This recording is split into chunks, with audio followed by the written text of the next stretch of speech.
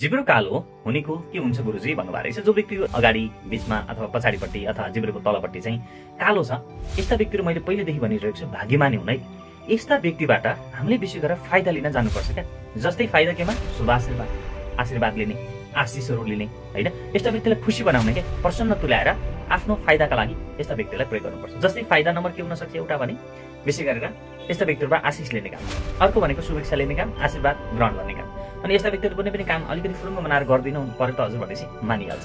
अनि यस्ता व्यक्तिहरू भनेको भाग्यमानी हुन् कि कालो जिब्रो हुने मान्छेहरूले जे भन्यो त्यही पुग्छ, जसो जसो गर्यो त्यो हुँदै जान्छ। त्यो भएका यस्ता व्यक्तिहरूसँग शक्तिको विषय उपासना गर्ने हो भने पनि यस्ता व्यक्तिले अत्यन्त राम्रो हुन्छ। त्यसैले कालो जिब्रो हुने मान्छे असाध्यै भाग्यमानी हुन्।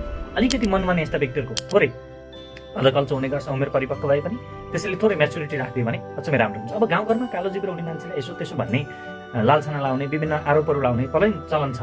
तर त्यो चलन त्यत्तिकैको हो क्या। त्यसमा कुनै पनि त्यस्तो धेरै कालो जिब्रो हुँदैन, यस्तो हुने उस्तो हुने भन्ने हुनु छैन। त्यो भएका त्यहाँबाट अलिकति टाढा रहौँ हामी। र अर्को कुरो भनेको कालो जिब्रोबाट हामीले जहिले पनि फाइदा लिनु। यस्ता व्यक्तिहरू भनेको टक लाग्छ, भविष्य वक्ताहरू पनि हुन्छन् यस्ता व्यक्तिहरू। अनि दिएको आशीर्वाद त फ्याट लाग्छ भनेपछि कति धेरै फाइदा छ कालो जिब्रो हुने व्यक्तिहरूबाट हामीले लिन चाहने हो।